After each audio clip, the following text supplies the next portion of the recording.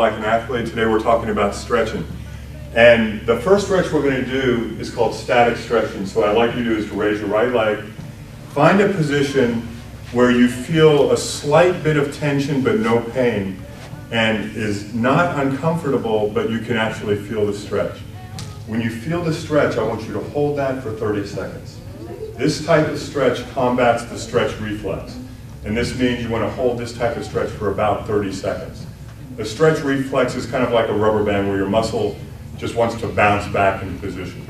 All right, very good. So this is the static stretch, and this is what most people do, this type of stretching. You can use a belt, a towel, or you can use a partner. Or you can actually use the wall or the floor for this.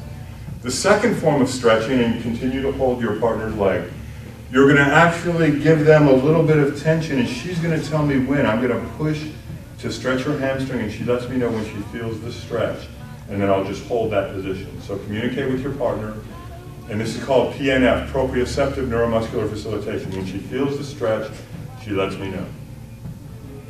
Okay, and then just hold that stretch for a few seconds, and then relax. So that's PNF. The third form is called active isolated.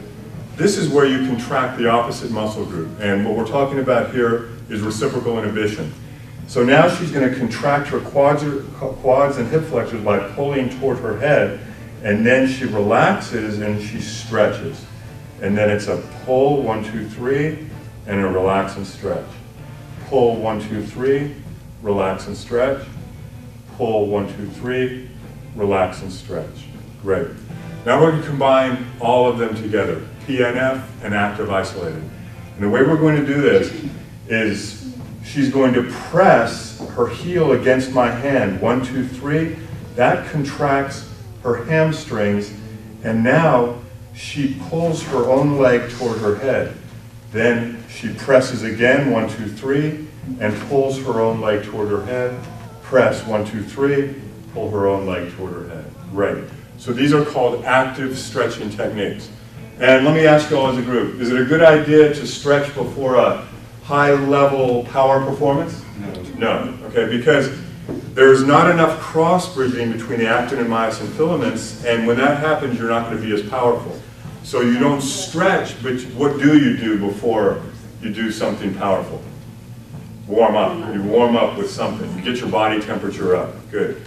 The other thing is when we do what's called the dynamic flexibility exercises, which we just did now. Dynamic means that if everybody can stand up, you want to have the strength in the opposing muscle group to lift the leg.